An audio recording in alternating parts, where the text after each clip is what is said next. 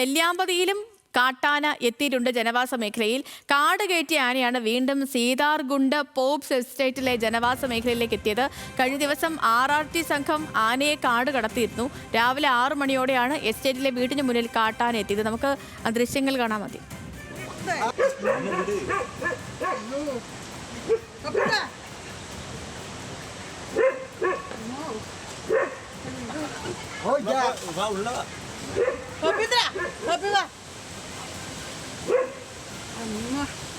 ഭാര്യ ഇവിടെ നിൽക്കായിരുന്നു.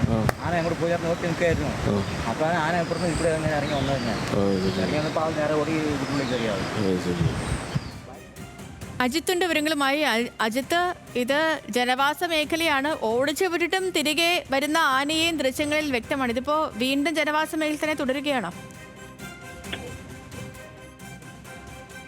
സേതുലക്ഷ്മി, തീർച്ചയായും അത് അങ്ങനെ തന്നെ വേണം പറയാൻ. കഴിഞ്ഞ ദിവസം തന്നെ ഫോറസ്റ്റ് ഉദ്യോഗസ്ഥരും RRT സംഘവും ഒക്കെ വലിയ പണിപ്പെട്ടിട്ടാണ് ആനയെ കാട് കയറ്റിയത്. പക്ഷെ വീണ്ടും ആന തിരിച്ച് അതേ സ്ഥലത്തേക്ക് എത്തിയിട്ടുണ്ട് എന്നുള്ളതാണ് പ്രധാനപ്പെട്ട കാര്യം.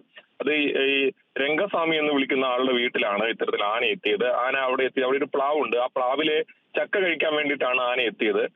തുടർന്ന് രംഗസ്വാമി ആനയെ കാണുകയും അവിടെ നായ്ക്കളെയൊക്കെ കാണാം. ഒന്നിലധികം നായ്ക്കൾ ആ വീട്ടിലുണ്ട്. നായ്ക്കളും രംഗസ്വാമിയും ഒക്കെ വെച്ചതോടുകൂടി ആന അവിടെ നിന്ന് ഓടുകയാണ്. ആ ഓടുന്ന ദൃശ്യങ്ങളാണ് ഇപ്പോൾ നമ്മൾ കണ്ടത്. അതിനുശേഷം ആന പ്രകോപിതമായി തിരിഞ്ഞു നോക്കുന്നതും പിന്നീട് തിരിയുന്നതും ഒക്കെ ദൃശ്യങ്ങളിൽ കാണാം. ഏതാണെങ്കിലും നിലവിൽ ഈ ആന കാട് കയറിയിട്ടുണ്ട്. പക്ഷേ ഫോറസ്റ്റ് ഉദ്യോഗസ്ഥരൊക്കെ പറയുന്നത് വീണ്ടും ഈ ആന ഇങ്ങോട്ടേക്ക് എത്താൻ സാധ്യതയുണ്ടെന്നുള്ളതാണ്. കാരണം ഈ ഭക്ഷണമാണ് ഇതിനെ പ്രധാനമായും ആകർഷിക്കുന്ന ഒരു ഘടകം. അതുകൊണ്ട് തന്നെ ആന തിരിച്ചു വരാനുള്ള സാധ്യതയുമുണ്ട്. ഇതാണ് ഇവിടുത്തെ ജനങ്ങളെ ആശങ്കയിലാക്കുന്നത്. ശരി അജിത്ത്.